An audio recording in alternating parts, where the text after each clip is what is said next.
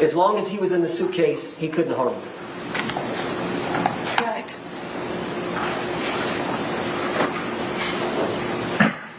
Welcome back. While Sarah Boone scrapes her toothbrush on the ground and waits for a miracle, we're going to head back to court to dive into the lies Sarah told detectives. Sarah has maintained she went to sleep that evening.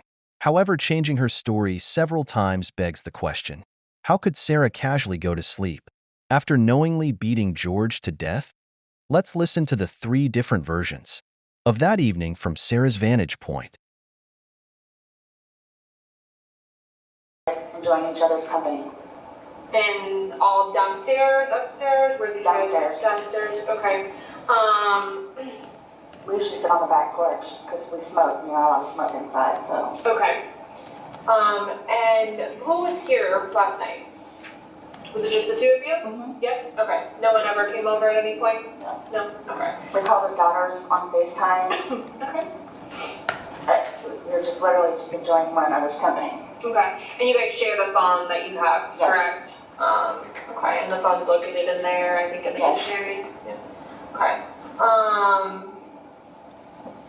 So tell me what happens next. You're painting, you guys are doing this puzzle together, you obviously finished a bottle of wine. Yes. Did you have 1 or 2 bottles of wine? Well, we had one previously that was maybe not even half full. Okay. But then, So you finished that one and then you had the full one? yes. Okay. And sorry, what was the question?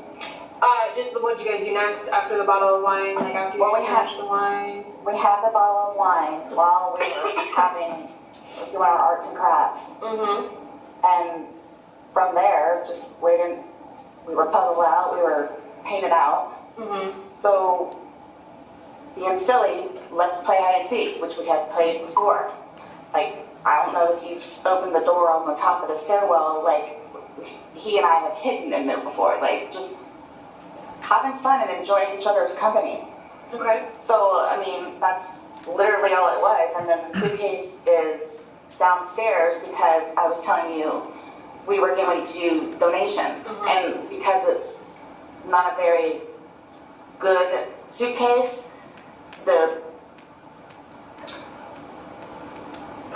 what was the question? I'm sorry. You were just explaining to me that Oh, he decided to hide in there. So, being silly, he and I were sitting there laughing at it, like with him in there. And then, so I didn't zip it up all the way, but I mean enough to where his little fingers were out there and whatever, but still having a good time and whatever. Then I guess I decided to go upstairs and I don't know, I fell asleep. To avoid it, so I go to sleep. Woke up this morning and again thought he was downstairs on the laptop looking for a job, as he usually is. And then thought, where is he? Is he on the back porch? Is he in the bathroom? Like, where is he? And then I came to about the suitcase. So I opened the suitcase, I took him out, stretched him out, started to do CPR. Where air was coming out, and then like whatever gurgle. So I'm trying to do CPR on him. I'm shaking him, trying to get him to come to, but I can tell by looking at him, something was wrong. He's been losing his teeth lately and has been complaining about his chest hurts, which is why I keep trying to get him to go to the doctor, but because he nor I have a job or insurance, has been putting it off. Mm-hmm. So again, so I didn't know what to do, so I called Brian, my ex-husband. I called him, he came over, just walked in and then walked out. I grabbed my phone and I called you guys. From there, here we are. Okay. The first time you woke up this morning, did you look at your phone to see what time it was? get my arms out from underneath and grab his throat and get him off of me. So I got him off of me and I pushed him off, and he came up and he goes, "You fucking bitch," and he stomped my face. And the next thing I know, I woke up. I obviously blacked out. I'm obviously, I guess, yes. And he was passed out on the floor, and I woke up frantic looking for my phone, and I immediately called 911. Do you see what I'm saying? I just would rather sleep. I'm always tired. Well, why was he back here? Stomping, yes. A stomp? Stomp. With his All I heel? saw was his heel. This is, we'd ask that this be identification you be admitted today. What was pre-marked as you will be received without objection is defense 8.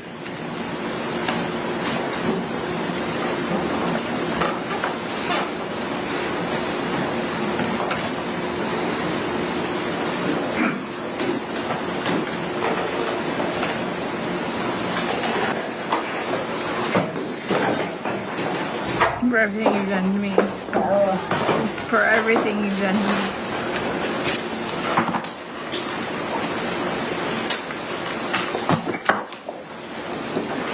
And so once he was zipped into there, there's some amount of time, but you don't remember specifically before you start taking the 2-minute video, correct? Stupid. Yes.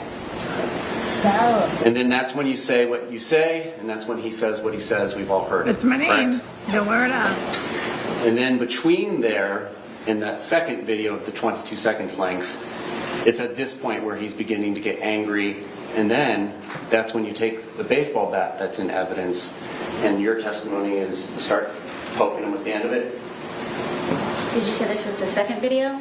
Between the two videos, that's when you started hitting with the bat because he was getting angry and trying to escape, correct? Right, I was not hitting him. I was, yes. Okay. Did you ever hit him with the bat while he was outside of the suitcase? No. So each time that he is hit with the bat, it's through this suitcase. And that's what leaves the marks on him, because you didn't hit him with the bat outside of the suitcase, correct? Yes, if you'd like me to demonstrate. No, that's okay. The suitcase will speak for itself. And then you take the second video and you go upstairs and go to bed, correct? I apparently went upstairs and I used the phone to make a phone call. Okay. And then I fell asleep. All right. And at the point in time when you left and went upstairs, he was still inside the suitcase, correct? Correct. Was he still asking for you and calling your name? Not that I can recall. Did you say shh to him again? I don't remember.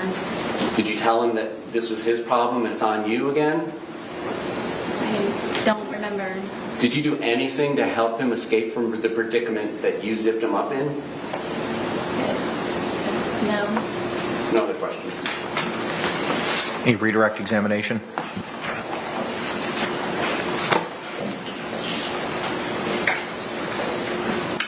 Ms. Boone, he just asked you the question that you poked him and you didn't poke it. You poked, every time you poked him hard with the bat, he was inside the briefcase. The suitcase, yes. The suitcase. But you remember when he put his hand out, did you not hit him in the hand outside the suitcase? Yes. Okay. So that was the only time the bat touched Mr. Torres's body outside the suitcase. Yes. Was when you hit him with a hand. But all the other injuries were with you poking him pretty hard. I mean, you bruised your hand, correct? Doing that. Thank you. 11:31 p.m. 57 seconds on Christmas 2019. What is the content of that communication? The content of the message is hide and seek, I shall.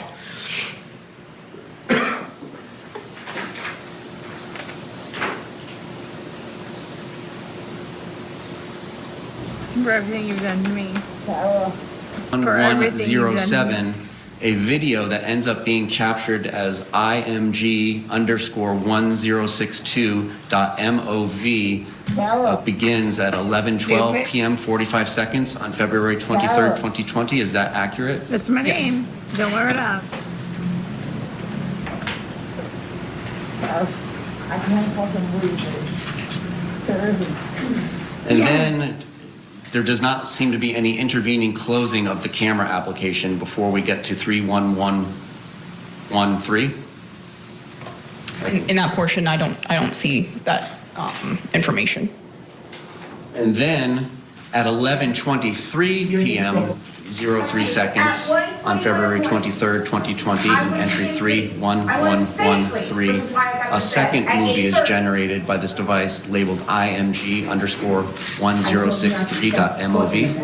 Yes. What do? Nonetheless, you're drunk.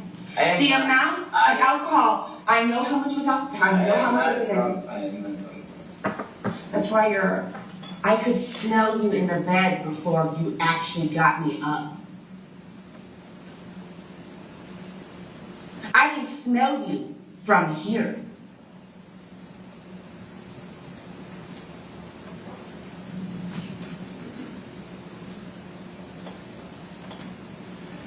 You're despicable.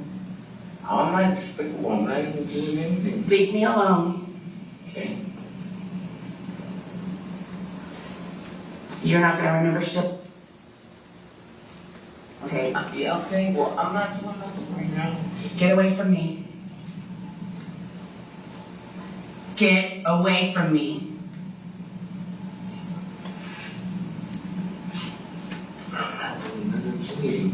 You do everything to me all the time. All the time. Heartache and pain is what you cause me. Heartache and pain. How is that? Keep going.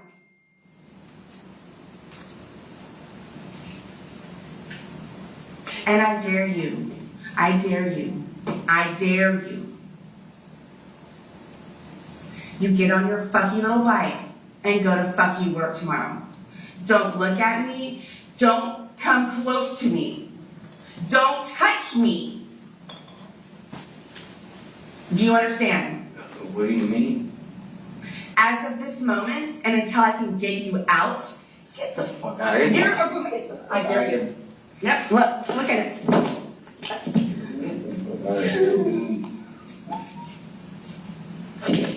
Wait, get away from me. Get away from me. Get away from me. I'm gonna scream bloody murder. I'm gonna scream bloody murder.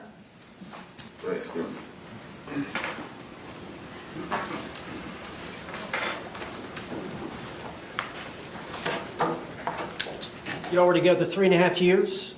Yes. Is there times when he would get to a state of intoxication where he would get violent against you? Quite often. Judge, can I approach the witness? Yes, as long as you show it to the state first, please.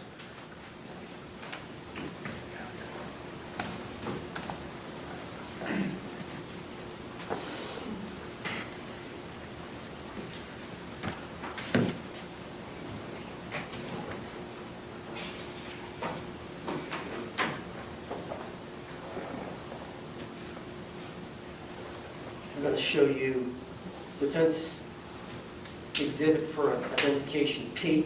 It's 2 photographs. Could you look at those photographs and see if you recognize those? I do. Those 2 pictures of your body, Yes. did they show injuries to your body? Yes.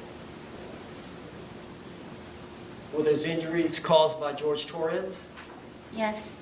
Are those photographs a fair and accurate depiction of the injuries you sustained at the hands of George Torres? On this occurrence, yes. Do you remember this occurrence? I don't. It was so often. You don't remember a specific date, I don't. but you're sure that that's you? Yes. Is that the injuries that he...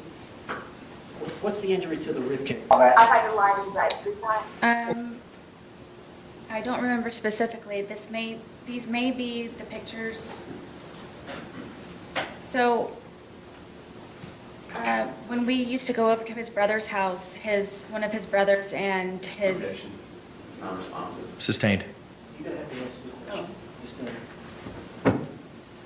Do you know what happened to, did George cause these injuries? Yes. All right. Were y'all both drinking at that time? I don't remember on this instance. Judge, I'd like to move this exhibit into evidence. Okay. All right, what was pre-marked as P will be received into evidence without objection as Defense Exhibit 2.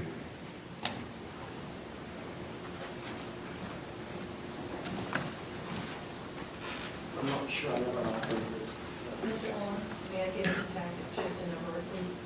Thank you. Mr. J, would you be so kind? Thank you.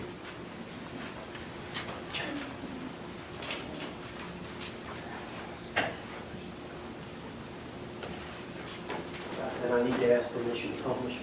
Yes, sir. Mr. Henderson's. You may do so. All right, Somebody go to her house. Perfect. Neighbors. Okay. There any more questions? this is Nigel Jones. Thanks, John. This one. I think there's a wheel I on the didn't know top that. where you can use to. Okay. Have a good day. Okay, that's good enough. I know. Thank you. Okay. Okay. Have a good day. And Ms. Boone, is that you? Yes.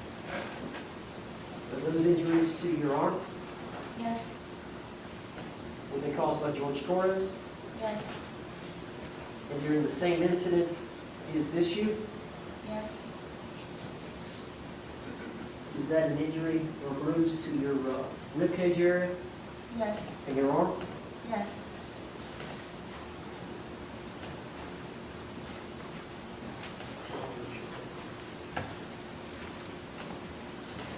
Emily, know that.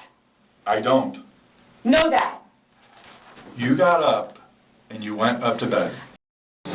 Reject. So we did make attempts, so there were attempts to settle it. I was kind of like a mediator. Regarding the plea offer, it's not just 15 years in the Department of Corrections. That is an offer predicated on a particular circumstance. Coming to court and saying, I am responsible for George Torres's death, and I accept the punishment. And because that consideration was never given in this case, the offer of 15 years in no way represents what this case is worth, or what George Torres's life is worth. Court pronounces sentence as follows. Ms. Boone, court sentences you to life in the Department of Corrections with credit time served that Madam Clerk will provide to you momentarily. There are also court costs and costs of prosecution, which Madam Clerk will give you the totals of